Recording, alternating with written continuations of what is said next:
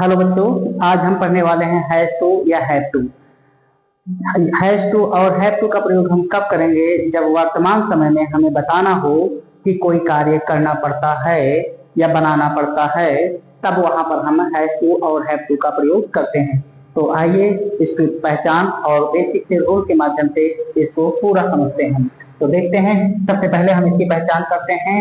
पढ़ता है या फिर बनानी है या बनाना है, कुछ भी करो, बनाना है बनानी है आदि। रूल के माध्यम से समझ लेते हैं। सबसे पहले अफर्मेटिव। अफर्मेटिव सबसे पहले सब्जेक्ट, सब्जेक्ट के बाद हैज या हैव, उसके बाद टू का प्रयोग करेंगे, प्लस वर्ब की फर्स्ट फॉर्म प्लस ऑब्जेक्ट। ठीक है, आगे देख लेते हैं।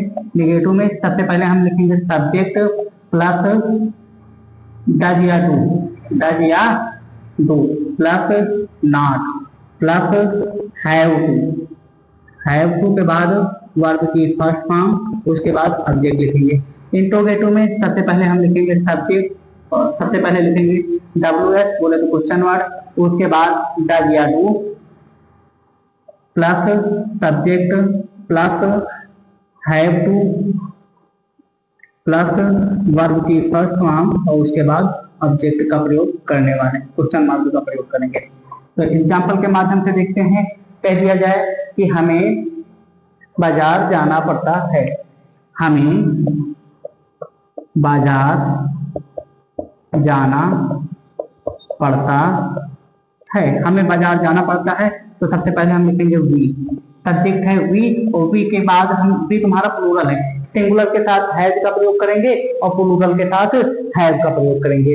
तो सिंगुलर तुम्हारा सिंगुलर के साथ हैज का, प्लूरल के साथ हैव का। ये प्लूरल है तो यहाँ पर हम प्रयोग करेंगे हैव, और हैव के बाद टू, और टू के बाद वर्ब, यहाँ लगा दिया टू और टू के बाद वर्ब। वर्ब क्या है? जाने की बात कर रहा है, ये तुम्हारा पहचान है, और ये तुम्हारा वर्ब है। जाने की बात कर रहा है, गो टू, कहाँ जाने कर रहा है? मार्केट। ठीक है, आगे देख लेते हैं। उसे सब्जी बेचनी पड़ती है, उसे सब्जी बेचनी पड़ती है। तो उसे की अंग्रेजी होती है ही, लड़का है तो ही, और लड़की है तो सी का प्रयोग करेंगे। उसके बाद उसे के साथ हैज टू का प्रयोग, सिंगुलर है तो हैज टू का लगा देंगे। हैज टू के बाद क्या है? वर्ब की फर्स्ट फॉर्म। वर्ब क्या है? यहाँ पर बेचने की बात कर रहा है तो हो जाएगा सेल, और सेल उसके बाद वर्ब हो गया। वर्ब के बाद क्या बेचने की बात कर रहा है? वेजिटेबल। ठीक ठाक, आगे देख लेते हैं। निगेटिव देख लेते हैं, तीसरा, और ये रहा दूसरा। निगेटिव में कह दिया जाए मुझे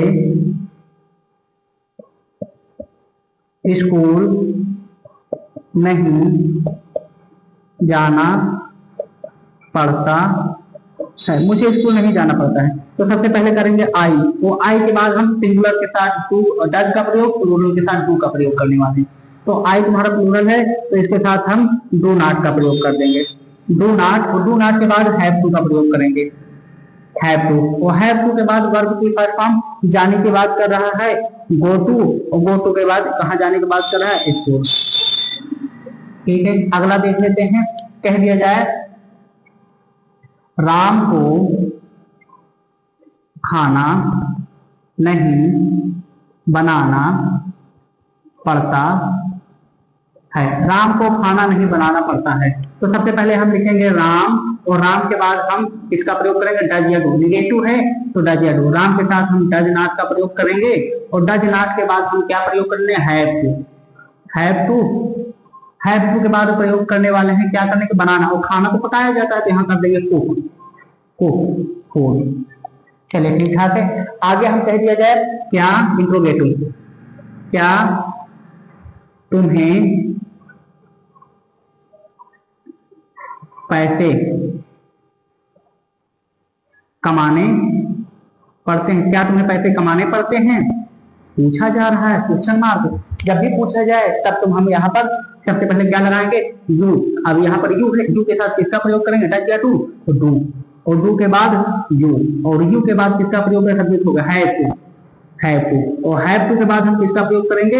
वर्ब। वर्ब क्या है? कमाने की बात कर रहा है तो अर्न, क्या अर्न करने की बात कर रहा है? Money, earn money.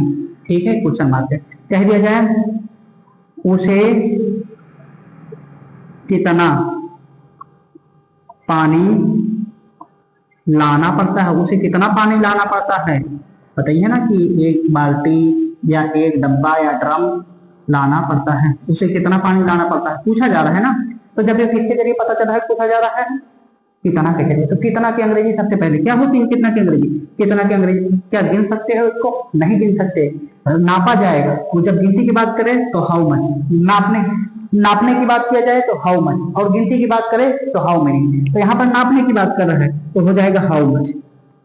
How much, how much के बाद तो उसके साथ किसका प्रयोग करेंगे, डज, और डज के बाद उसे की अंग्रेजी होती है ही, और ही के बाद हम क्या करेंगे, हैव टू का प्रयोग करेंगे।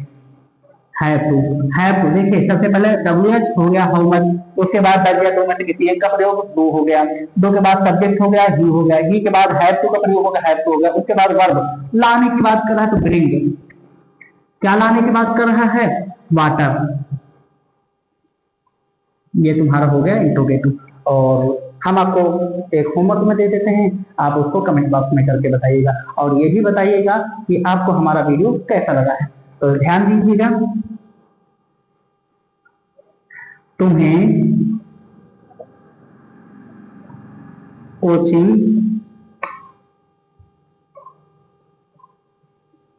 में पढ़ना पड़ता है, तुम्हें कोचिंग में पढ़ना पड़ता है, उसे क्या करना पड़ता है, उसे भी पढ़ना पड़ता है, तुम्हें कोचिंग में पढ़ना पड़ता है, इसको आप कमेंट बॉक्स में करके बताइएगा। तुम्हें की अंग्रेजी होती है यू, कोचिंग की कोचिंग होती है, पढ़ना की रीड होती है, मेक इन होती है। आप इसे कमेंट बॉक्स में करके बताइएगा, और ये भी बताइएगा कि आपको हमारा वीडियो कैसा लगा है। नोट कर लीजिए।